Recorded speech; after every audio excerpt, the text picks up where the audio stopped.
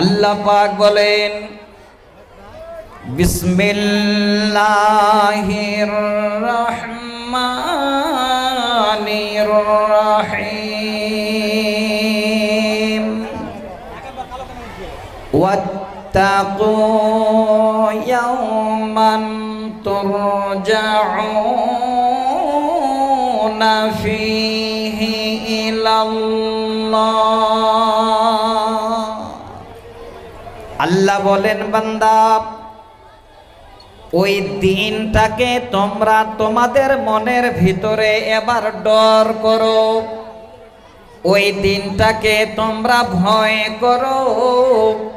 তুরজাউনা ফীহি ইলাল্লাহ, যেদিন তোমরা সবাই তোমার আল্লাহর কাছে, তোমার রবের কাছে সবাই যেদিন ফিরে যাবে।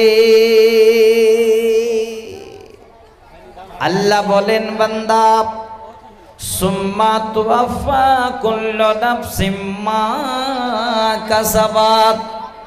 ওরে আমার বান্দারা, আমার কাছে যখন তোমরা সেই দিনে ফিরে আসবে, আল্লাহ পাক সমস্ত বান্দা বান্দিদের সেদিনই ঘোষণা দিয়ে দিবেন, সুম্মা তুওয়াফা কুল্লু নাফসিম মা কাসাবাত।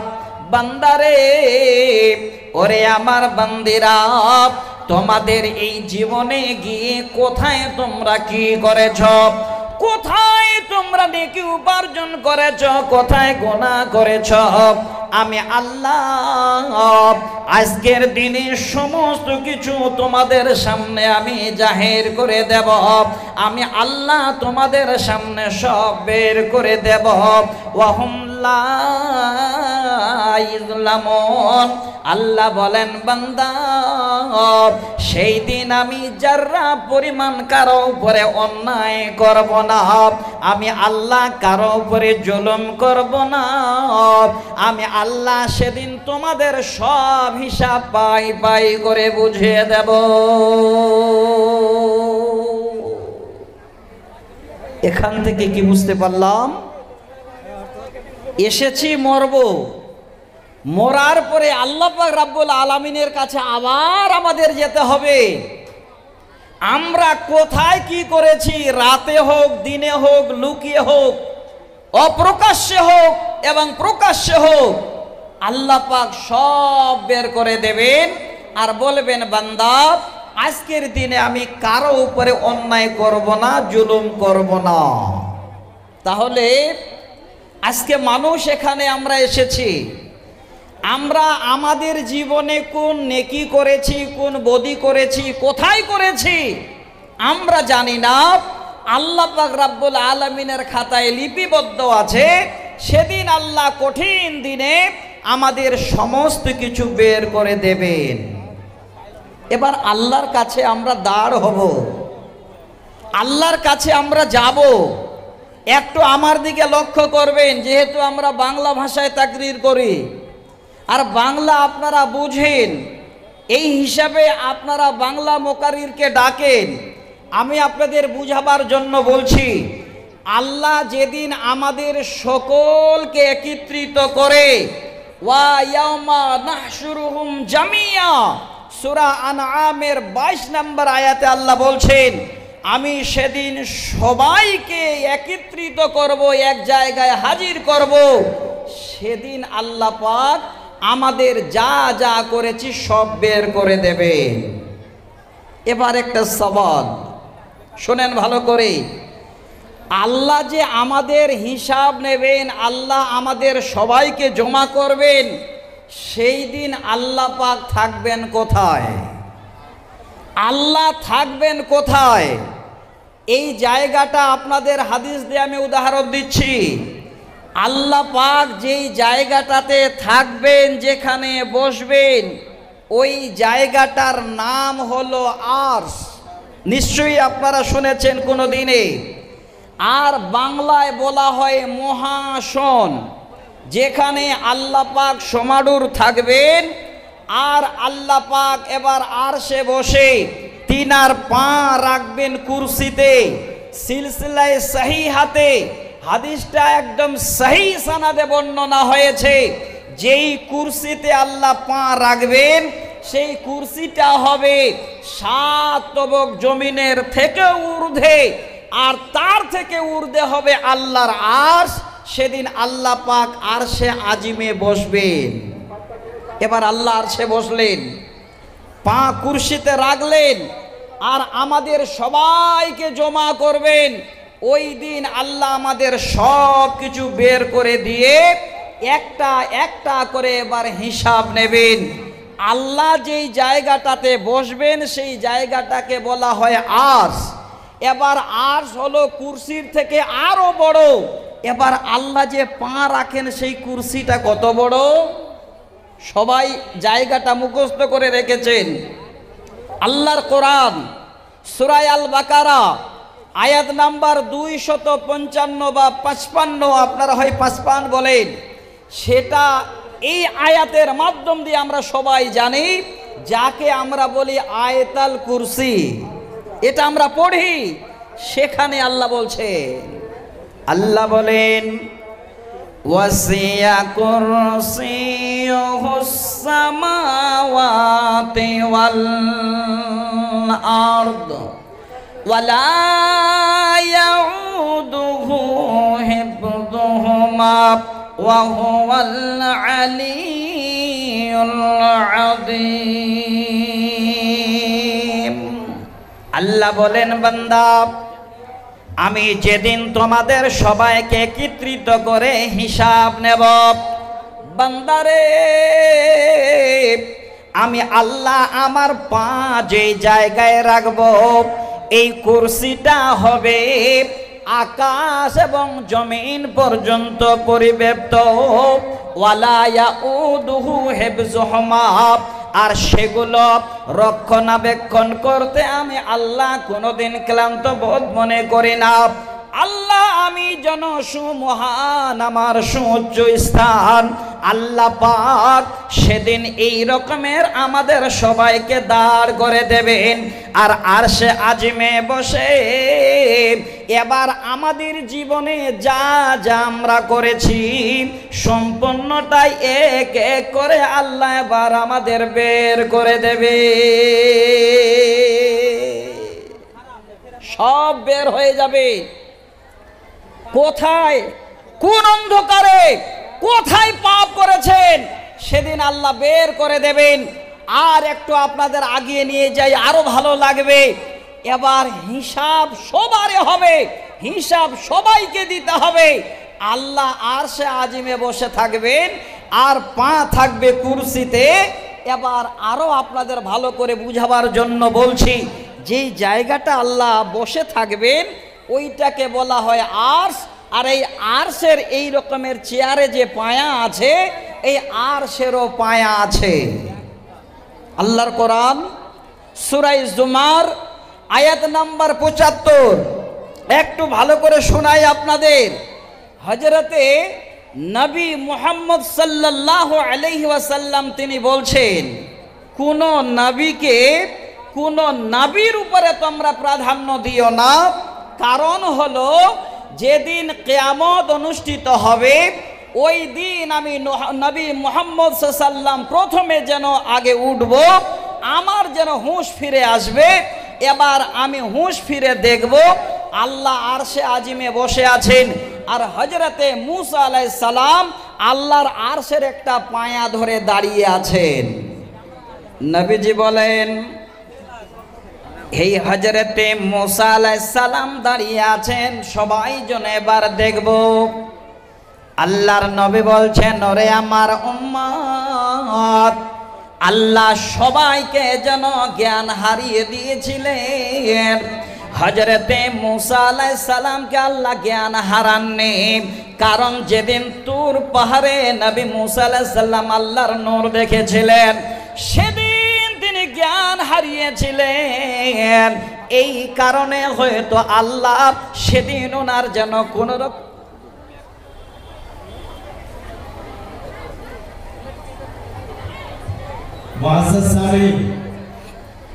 ভাই শাহনওয়াজ সাহেব উনি 10,000 টাকা আপনাদের মসজিদে দান দিয়ে গেলেন।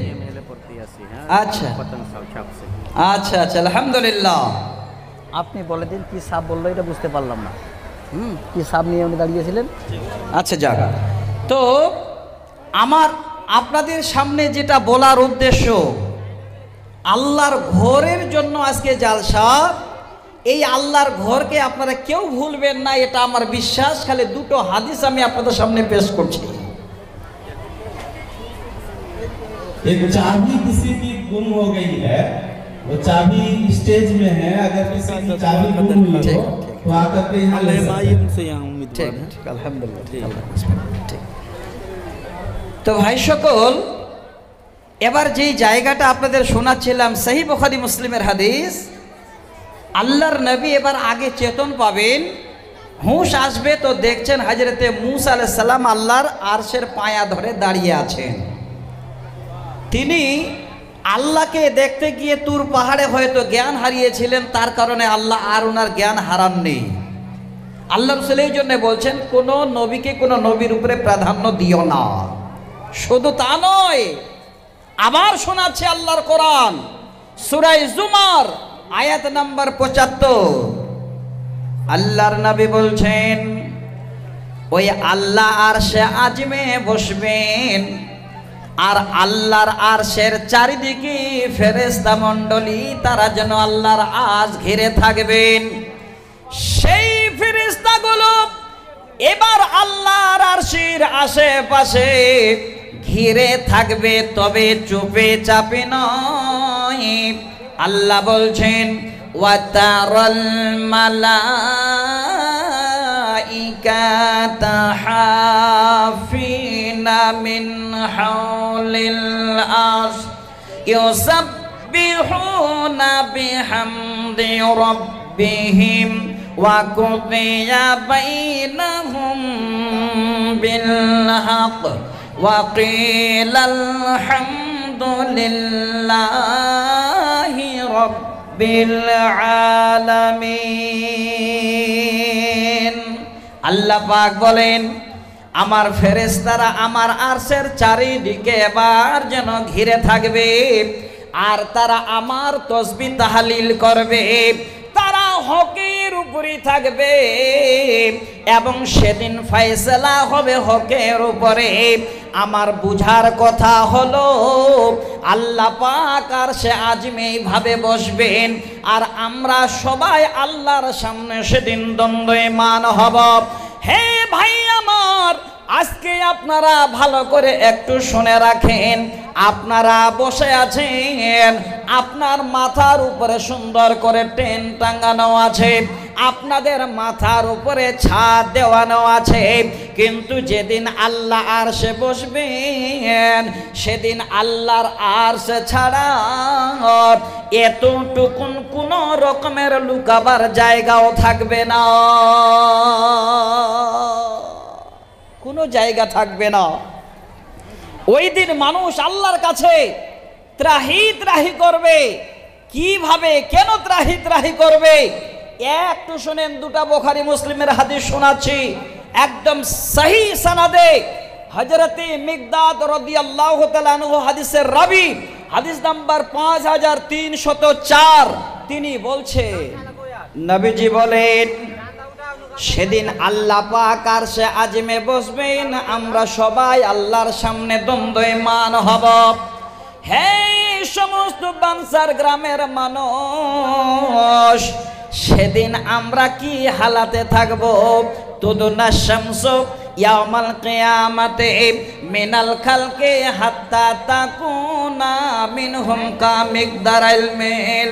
আল্লাহর নবী বলেন, হযরতে মিকদাদ হাদিসের রাবী, হে পৃথিবীর উম্মতেরা, আল্লাহ আরশে আছেন, আর আমরা আল্লাহর সামনে দণ্ডায়মান হব।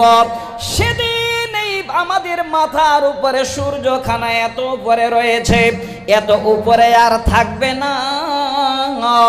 আমাদের মাথার কাছে সূর্য নেমে আসবে। নবী বলছেন, তুদনা শামসু ইয়ামাল কিয়ামাতে মিনাল খালকে হাত্তা তাকুনা মিনহুম কা মিকদারাল মাইল। সেদিন হয়তো সুরমা দানের কাঠির নে মাথার উপরে সূর্য কিংবা 1 মাইল উপরে চলে আসবে। মানুষ ত্রাহি ত্রাহি করবে, লুকাবার কোন রকমের কোথাও জায়গা পাবে না। নবীজি বলছেন যারা যেভাবে আমল করেছে ওই আমলের দরুন তারা যেন সেখানে সূর্যের তাপে ঘেমে যাবে। কেউ কেউ নিজের ঘামে নিজের হাঁটু পর্যন্ত ডুবে যাবে, কেউ নিজের কোমর পর্যন্ত ডুবে যাবে, কেউ নিজের গলা পর্যন্ত ডুবে যাবে। আল্লাহ নবী শেষের বেলায় যেন ইশারা করে মুখের দিকে দেখান, কেউ নিজের মুখ পর্যন্ত ঘামে ডুবে যাবে। আর মাথার কাছে সূর্য নেমে আসার কারণে মানুষ পাগলের মতো ছুটাছুটি করবে। আল্লাহর নবী বলছেন, হে উম্মত, সেদিন তোমার পাশে দাঁড়াবার মতো, তোমাকে ছায়া দেওয়ার মতো তোমার কেউ যেন কাছে আসবে না। একটাই যেন আপনার মাথার উপরে ছায়ার ব্যবস্থা থাকবে, সেটা হলো যারা আল্লাহর রাস্তায় সাদকা করে, আল্লাহর রাস্তায় যারা দান করে, আল্লাহর ঘরে যারা হাত বাড়িয়ে দেয়। নবীজি বলছেন সেদিন কিয়ামতের দিনে ওই সূর্যের নিচে মাথার উপরে এই সাদকা ওই বান্দা বান্দির জন্য যেন যতক্ষণ হিসাব না হবে ওই সাদকা যেন মাথার উপরে ছায়া হয়ে দাঁড়াবে। আমার ভাই, হিসাব শুরু হয়নি, খালি আমাদের দাঁড় করিয়েছেন, সূর্য মাথার কাছে আল্লাহ নামিয়ে দিয়েছেন। আমরা পাগলের মতো সেখানে ত্রাহি ত্রাহি করছি, কিন্তু লুকাবার কোনো জায়গা নাই। আমরা যাব কোথায় কোনো জায়গা নাই, একমাত্র জায়গা আছে আল্লাহর আরশ। আল্লাহর আরশ ছাড়া আর কোনো লুকাবার জায়গা নাই। যতক্ষণ হিসাব না হচ্ছে আপনাকে এতটুকুন সাহায্য করবে, ইন্নামাল মুমিনু ইয়াস্তাদিল্লুল মুমিনু ফি সাদকাতিহি, যারা সাদকা করবে মুমিনেরা এই সাদকাই সেদিন তাদের মাথার উপরে ছাতা হয়ে দাঁড়াবে। আর এই সমস্ত সাদকা সেদিন আপনাকে কিছুটা রক্ষা করবে, তাছাড়া আপনাকে রক্ষা করার মতো আপনার স্ত্রী, আপনার ছেলে, আপনার বাবা, আপনার মা কেউ দাঁড়াবে না। তো ভাই আমার বন্ধু, আমি আপনাদের এই জন্য আজকে এই রকমের একটা জায়গায় নিয়ে আসছি যে আমাদের সবাইকে দাঁড় হতে হবে, আমাদের সবাইকে আল্লাহর কাছে যেতে হবে। সেদিন আল্লাহর আরশ পাওয়ার জন্য ছুটাছুটি করব, উপায় কোথাও থাকবে না। তবে 7 থেকে 8 প্রকারের ব্যক্তি উপায় পাবে। আমি আপনাদের ছোট করে শোনাচ্ছি, এখনো হিসাব শুরু হয়নি। তবে ভাই আমার বাপ একজন যুবক বন্ধু আমার, আমি দেখলাম আমার হাতে এতক্ষণ ধরে কথা শুনে উনি 3000 টাকা নিয়ে আমার হাতে ধরিয়ে দিয়ে উনি দাঁড়িয়ে আছেন। তার মানে উনি বুঝাতে চাচ্ছেন, মাওলানা আরো কিছু বলুন, আমি আপনার ডাকে সাড়া দেব। আল্লাহ কিয়ামতের দিনে যেন ওই ছায়া অবশ্যই আমি পাই, এই রকমের একটা আশা নিয়ে আমি আপনার কাছে এসেছি। আমার ভাইকে একটু অনুরোধ করব, ভাই সবাইকে আমাদের আল্লাহর কাছে দ্বন্দ্বমান হতে হবে, হিসাব আমাদের হবে।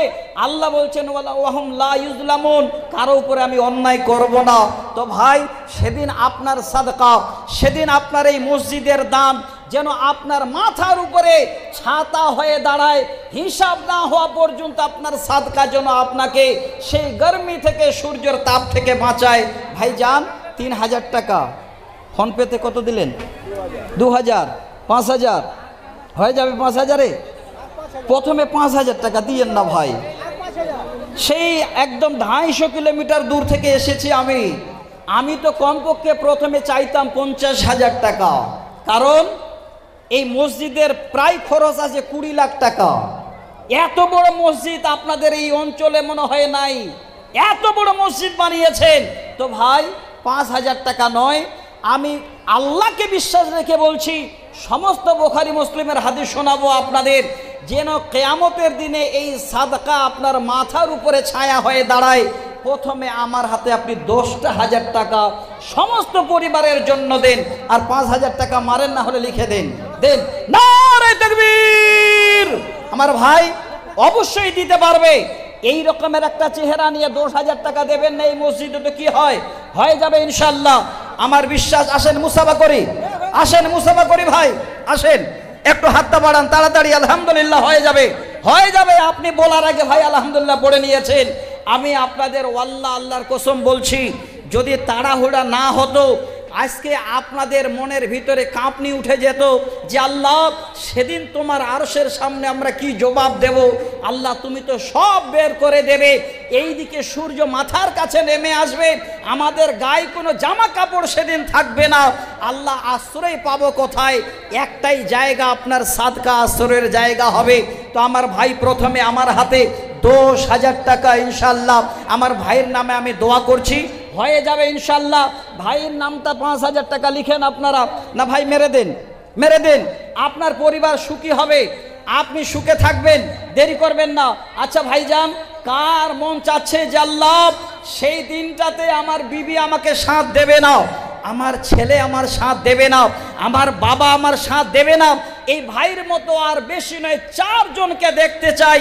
10,000 টাকা নিয়ে আমার সামনে আপনারা দাঁড় হবেন। আমি আপনাদের কাছে অনুরোধ করছি, যদি আপনারা আজকে হাত বাড়িয়ে দিতে পারেন, কিয়ামতের দিনে সাদকা আপনার ছায়া হবে। এই দুনিয়াতে আল্লাহ পাক নিজেই আপনার জন্য বেমারের চিকিৎসা করবেন, আল্লাহ পাক আপনার জন্য সবথেকে বড় ডাক্তার হবে। আমি হাদিসের শব্দ পড়েছিলাম, একদম সহি সানাদে আবু দাউদে হাদিসটা আছে, মুসনাদ আহমদে হাদিসটা আছে, হাদিস নাম্বার 3335। বলেছিলাম দাউ মারদাকুম বিসাদাকা। এই হাদিসটা আমি আপনাদের সামনে শোনাবো। এই ভাইয়ের জোড়া আর 4 জন, বেশি নয়, 10,000 টাকা করে এই বানসার গ্রামের মানুষ এত বড় একটা সাদকা দেবেন আল্লাহর ঘরে, যেই ঘরটা হলো পৃথিবীর সবথেকে অতি উত্তম ঘর, অতি উত্তম জায়গা। এই ভাইয়ের একটা জোড়া আসেন তো ভাই, 10,000 টাকা। আমি আপনাদের 5 জনের কাছে আবেদন করেছি, দেরি করবেন না। একজন ভাই আমার হয়ে গেছে, ভাই আপনার নামটা আল্লাহর কাছে লিপিবদ্ধ হয়ে গেছে, আপনি লিখেন, নামটা লিখেন, ভাই দেবে ইনশাল্লাহ। ভাই আমি আপনাকে বলছি, মুসাফিরের দোয়া আল্লাহ ফিরিয়ে দেয় না, মুসাফিরের দোয়া আল্লাহর কাছে কবুল হয়। আপনার প্রথম নামটা 10,000-এর যখন উঠে গেছে, আপনি না হলো যেদিন কাজ চালু হবে সেদিন দেবেন। আচ্ছা ভাই, আর 4 জন 10টা করে 1000 টাকা। কোন আল্লাহর বান্দা একটু তাড়াতাড়ি করে হাতটা বাড়াবেন। আমি আপনাদের জন্য অনেক কিছু নিয়ে এসেছি, যেগুলো দেওয়ার জন্য আমি প্রস্তুত আছি। হয়তো আমি তাড়াহুড়া করছি, টিপ টিপ করে মেঘ পড়ছে, ওই দিকে 3 জন মুকাররির অপেক্ষা করছেন, এই দিকে কমিটি ভাবছেন কতক্ষণে মাওলানা আমাদের মসজিদের জন্য আপনি হাত বাড়াবেন। আমরা মসজিদের জন্য সবাই তাকিয়ে আছি, ইনশাল্লাহ হয়ে যাবে। দেরি না করে যে যেখানে আছেন একটু হাত বাড়ান, এই নিয়তে যে আল্লাহ সেদিন এই দান, এই সাদকাটা আমার মাথার উপরে ছায়া হয়ে দাঁড়াবে। 4 জনকে 10,000 টাকা চাই, ভাই পাওয়া যাবে? একটু তাড়াতাড়ি করেন। একদিন ফুরিয়ে যাবে তোমার জীবন হায়া, একদিন ফুরিয়ে যাবে তোমার জীবন হায়া। হয়নি এখনো? না ভাই করিয়েন না। কত দিলেন লাস্টে? আচ্ছা যাক, আলহামদুলিল্লাহ ভাই কথাটা আমার রেখেছেন। আচ্ছা বাপ, 10টা করে 1000 টাকা চাইছিলাম, আলহামদুলিল্লাহ একজন বাবা মা দোয়া করছি 1000 টাকা দিয়েছেন। এই গ্রামে বাপ বাড়ি আপনার কোথায়? আচ্ছা দেখেন, ওই 7 মিল থেকে এসে 1000 টাকা দিয়েছেন। আচ্ছা ভাইজান, একটু আপনারা যারা এখানে আছেন, আমি আপনাদের এই হাদিসটা কেন পড়েছি, আমার জিন্দগিতে ক্লাসে হাদিসটা পড়িনি। এই নেট ঘাঁটতে ঘাঁটতে, গুগল সার্চ করতে গিয়ে এই হাদিসটা যেদিন আমার চোখে পড়লো, আমার সেদিন সেই কথাটা স্মরণ হলো, আল্লাহ তুমি এত বড় ডাক্তার, আল্লাহ তুমি এত বড় চিকিৎসা জানো, আল্লাহ তোমার কাছে এত বড় চিকিৎসা হয়। কি নাম? আলহামদুলিল্লাহ। একজন ভাই আমার 500 টাকা দিলেন। তো ভাই যে যেখানে আছেন, আমি প্রথমে 10,000 টাকা চাইলাম। যেদিন আল্লাহ আরশে আজিমে বসবেন, আপনারা আমরা দাঁড়াবো, সেদিন আমাদের হিসাব হবে। আল্লাহ বলছেন ওয়াত্তাকু ইয়াওমান তুরজাউনা ফীহি ইলাল্লাহ। দেন, আচ্ছা দেন দেন দেন, তাড়াতাড়ি করে দেন, তাড়াতাড়ি দেন। मुअज़्ज़ज़ सामईन, बहुत ही खुशी का मौका है कि हमारे बीच दो मुख्य अतिथिगण विराजमान हैं। एक जनाब विकी मेहता साहब, happy fitness and wellness centre Rambagh, और दूसरी मुख्य अतिथि श्रीमती खुशी Nanak, happy fitness and wellness centre Rambagh. मैं जनाब विकी मेहता साहब से गुजारिश। सबसे अच्छी बात है कि जो एक जुटता हमें देखने को यहाँ पे मिल रही है, मौसम खराब है लेकिन फिर भी आप लोग यहाँ पे लगे हुए हैं, ये बहुत ही प्रशंसनीय और सराहनीय है। मेरा परिचय है, मेरा नाम विकी मेहता है और ये मेरी धर्मपत्नी खुशी नायक जी हैं। और रामबाग पूर्णिया में एक जगह है जहाँ पे हम लोगों को अच्छी सेहत